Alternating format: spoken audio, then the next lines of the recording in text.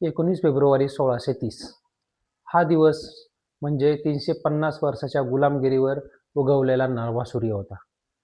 खरं तर आज भारतीय संस्कृतीमध्ये सगळ्यात मानाचं पान म्हणजे 19 फेब्रुवारी छत्रपती शिवाजी महाराजांची जयंती. महाराजांची जयंती अनेक म्हणजे 2-3 वेळा आपण साजरी करतो. एक तर तिथीनुसार करतो, तारखेनुसार करतो, माघ महिन्यात तृतीयेलाही करतात. काही लोकं म्हणतात की 3-3 वेळा का? अरे करू द्या, 1000 वेळा करू द्या. महाराजांची जयंती साजरी झालीच पाहिजे. प्रत्येक मनामनामध्ये, प्रत्येक हृदयामध्ये महाराज गेले पाहिजेत. पण विषय असा आहे की जयंती साजरी करताना धूमधडाक्यात झाली पाहिजे, सगळ्यांना समजलं पाहिजे, कळालं पाहिजे आणि शिवाजी महाराज नाव घेतल्यानंतर रक्त सळसळलं पण पाहिजे. पण आपल्याला छत्रपती शिवाजी महाराजांचा इतिहास पण माहिती पाहिजे.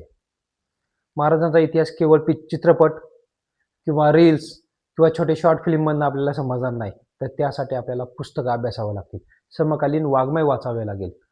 जसं की त्यांच्या समकालीन शिवभारत वाङ्मय होतं. ते शिवभारत जे आहे ते आपण अभ्यासलं पाहिजे. दुसरं एक केळुस्कर म्हणून होते.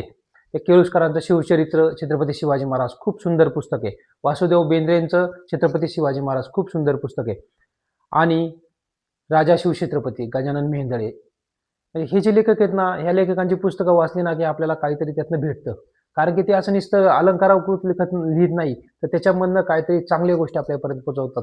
दुसरी समकालीन पत्रव्यवहार, समकालीन जे प्रवासी होते त्यांचे वर्णन, अशा सगळ्या गोष्टींमधनं आपल्यावर जे सत्य आहे ते आपल्यापर्यंत येतं. तरीसुद्धा ह्या सगळ्यांमध्ये मला अतिशय भावलेली पुस्तकं म्हणजे मी तुम्हाला सांगू शकतो ते म्हणजे शककर्ते शिवराय. आत्ताच त्या लेखकांचा मृत्यू झाला. ते म्हणजे विजयराव देशमुख. अतिशय सुंदर पुस्तक आहे. प्रत्येक गोष्टीला प्रमाण आहे. अशी पुस्तकं खरं आपल्या जीवनामध्ये आली पाहिजे, आपण वाचलं पाहिजे.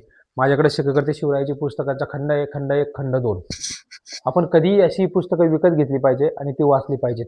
ह्या पुस्तकांमधनं खऱ्या अर्थाने आपल्याला इतिहास कळतो आणि आपण शिवाजी महाराजांच्या जवळ जातो. शिवजयंती अतिशय धूमधडाक्यात साजरी करू, घराघरात करू, मनामनात करू, परंतु वाचन हे आपलं झालं पाहिजे असं प्रत्येकाला आपण आवर्जून सांगू. जय शिवराय.